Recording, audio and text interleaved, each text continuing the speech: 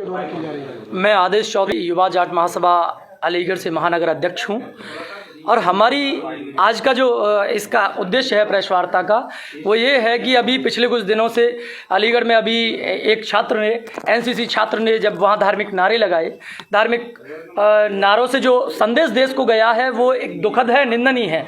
और हम बात करते हैं कि जब अलीगढ़ मुस्लिम विश्वविद्यालय में अल्लाहू अकबर के नारे लग सकते हैं, जब एक सेकुलर यूनिवर्सिटी में, सेकुलर देश में, डेमोक्रेटिक देश में जब उन लोगों को अपनी बात कहने का हक है, तो हिंदू छात्रों को भी इतना हक बनता है कि उनके लिए पूजा अर्चना के लिए व्यवस्था अलीगढ़ मुस्लिम विश्वविद्यालय को करनी चाहिए।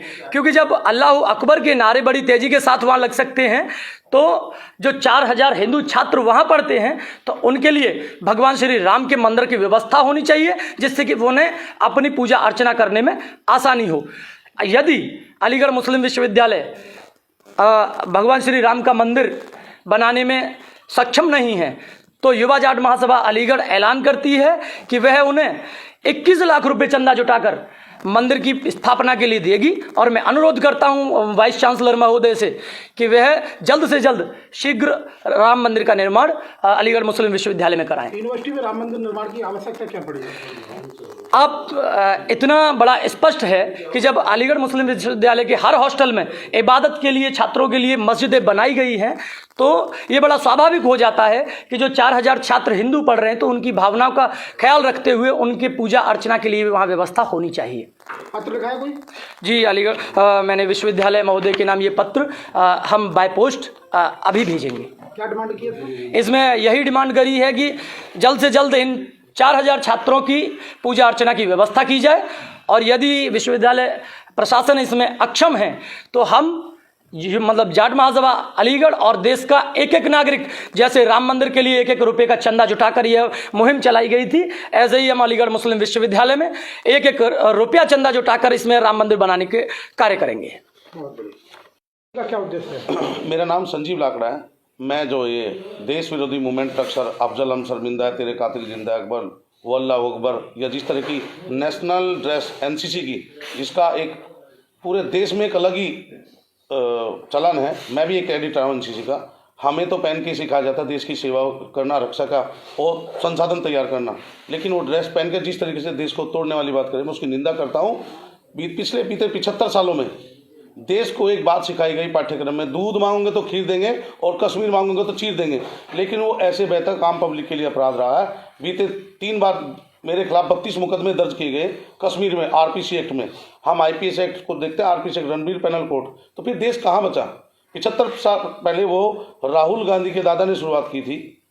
आज उसी फसल को ये काट रहे हैं, लोगों को सदा से गुमराह किया जा रहा है। आज देश एक अलग मूवमेंट की तरफ बढ़ रहा है, विश्व शक्ति देश बनना जा रहा है, G20 का अगुवाई कर रहे हैं। लेकिन दूसरे दशे में ये हालत देख के बड़ा अलग सा महसूस हुआ। जैसे ये नारा यहाँ लगा, मेरा देश 74वां गणतंत्र दिवस मना रहा था, और शर्मसार कर देने वाली खबर के लिए, देश को शर्मसार कर देने वाली खबर के लिए मैं दिल्ली से चलकर अलीगढ़ आया हूँ। क्या था? उन्होंने कहा अल्लाहू अकबर, अल्लाहू अकबर। ये कोई मामला नहीं बनता। ये यूनिवर्सिटी देश की जो सेंट्रल यूनिवर्सिटी उनमें से एक है, और धर्मनिरपेक्षता हमें सिखाया जाता है। यहाँ अभिव्यक्ति की आज़ादी, कहने का मतलब है देश विरोधी मूवमेंट करनी। कुछ लोगों ने कहा पीछे से कि बच्चे हैं वो, कानून आईपीसी एक्ट के अनुसार जो न्याय दंड का प्रणाली में नियम है, इस बात को उन नासुरों को उखाड़ना पड़ेगा, नहीं तो फिर से उसी तरीके से यासीन मलिक, बुरहान वानी या घाटी के जो मोस्ट वांटेड टेररिस्ट थे। और मैं सबसे बड़ी डिमांड एक करना चाहता हूँ लोकतंत्र के चौथे स्तंभ से, कि सबसे पहले मैं मांग करता हूँ मोहम्मद अली जिन्ना का फोटो हटाने की, क्योंकि प्रवृत्ति को देख, क्रिया को देखकर ही प्रतिक्रिया होती है। ना रहेगा बांस और ना बजेगी बांसुरी। उसे तत्काल भारत सरकार, गृह मंत्रालय से मैं अपील करता हूँ कि तत्काल संज्ञान में लेके इस नासूर को उखाड़ फेंको, नहीं तो हम बहुत जल्द वीर सावरकर की या भगवान श्री राम की मूर्ति लेकर इस अलीगढ़ का पूरी चेतावनी के साथ उसको स्थापित करेंगे। एक पंथ दो काज, इस देश में एक संविधान है, एक कानून है, एक परिवार है। सावरकर क्यों लगाना चाहते हो? हमारी भी तो कोई इच्छा है, देश के उन महान क्रांतिकारियों में से हमारी भी तो कोई इच्छा है। हम भी तो अभिव्यक्ति की आज़ादी, हमें भी कुछ करने की है। ये सारे राइट्स उनको चले गए। अब तक वो यूएनओ के राइट से पल रहे थे। इस कहानी के पीछे कौन है? ये प्रोपेगेंडा, एक कराया काम है। ये जो एनसीसी की ड्रेस में पूरा उस सेम डे मोदी जी ने एनसीसी के उन छात्रों को पुरस्कृत किया जिन्होंने राजपथ की परेड में सम्मिलित करते हुए पथ की परेड में सम्मिलित होकर देश का सर ऊंचा किया। वही संसार कर देने वाली एक खबर, एनसीसी के छात्र आम जन माना जाता है कि देश विरोधी वर्ग, ये चाहे शाहीन बाग हो, चाहे कश्मीर हो, अन्य मुद्दों पे ये लोग आए दिन इन चीज को चलाते हैं। शर्म कर देता है वो बात जब कहा जाता है अफजल हम शर्मिंदा है, तेरे कातिल जिंदा है। ये बताइए वो विवादित नारे कहाँ हुए? वो तो धार्मिक नारे थे। इनको धार्मिक कहते हैं, तो विवादित किसको कहते हैं?